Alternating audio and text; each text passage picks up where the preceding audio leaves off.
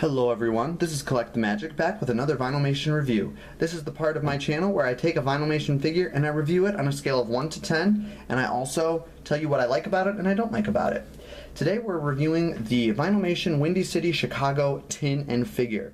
Now this is the first tin that I ever have in my collection, and of course it's the only one if you've been watching my videos. First we're going to take a look at the tin itself before we get to the figure. This particular tin is a collector's tin, so of course I'm going to keep it in really great condition. The detail on the tin is absolutely incredible. I absolutely love the tin. Detail all over it. Even the top of the tin. The bottom is a little plain because they have to put like the logo and stuff on there and all of the copyright information, but it's still a pretty cool tin. The top of the tin even, the designer even went as far as to decorate the inside of the tin with wind gusts and all sorts of things. Papers flying around, makes it a really cool tin. Let's move on to the vinyl. This is the vinyl itself, designed by Oscar Mendes. Oscar Mendes is a very good vinyl artist who usually puts a lot of detail into the vinyl. Sometimes I think he may put a little too much. This particular case, I think he may have put a little too much detail. Although it is a really good vinyl, and I gotta say, is one of my favorite tins that I've ever seen, it's very much a plain vinyl because there's too much detail, if that makes sense.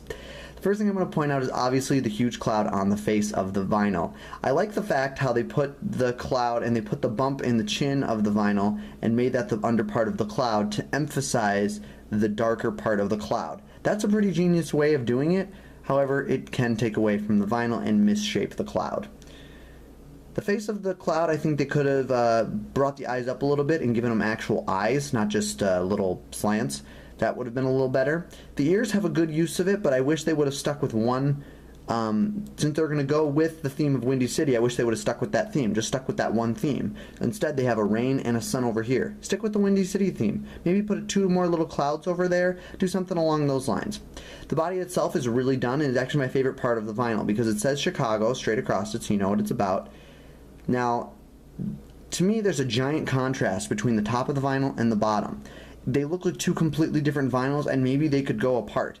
This is more graffiti style of drawing, at least I feel, maybe there's a better term for it, than up here. I think it's two completely different vinyls. I think you probably could have done two different vinyls and maybe done a city series, maybe a New York, a Chicago, put San Francisco, Orlando, Dallas, so who knows. Put them all part of one series.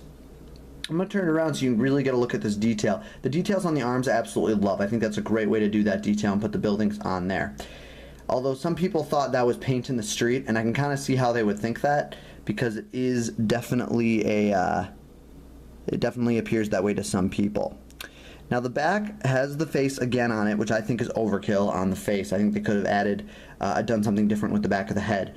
So the back of the vinyl without having the Chicago across was really great. They probably could have put Windy City if they put Chicago or done something along those lines.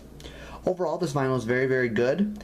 If I had to rate these two things separately, I would probably give the tin probably a 8 out of 10, and I would probably give the vinyl, if I had to put the head and the body two separate grades, I'd give the head a 6 out of 10, and I would give the body an 8 out of 10. So I'm going to give the vinyl itself a 7 out of 10, and I'm going to give the tin a 6, or I'm going to give the vinyl a 7 out of 10, and we'll tie up the tin and we'll do a 7 out of 10 for that one as well. So it's not the greatest tin in the world. It is one of the more plainer ones with the lighter colors, but I do enjoy it. This vinyl is not one of my favorite vinyls, but it is a very nice tin. It is one of my favorite tins. Please stay tuned to my channel for more Vinylmation unboxing, Vinylmation updates, and of course the Vinylmation reviews. This is Collect the Magic signing off.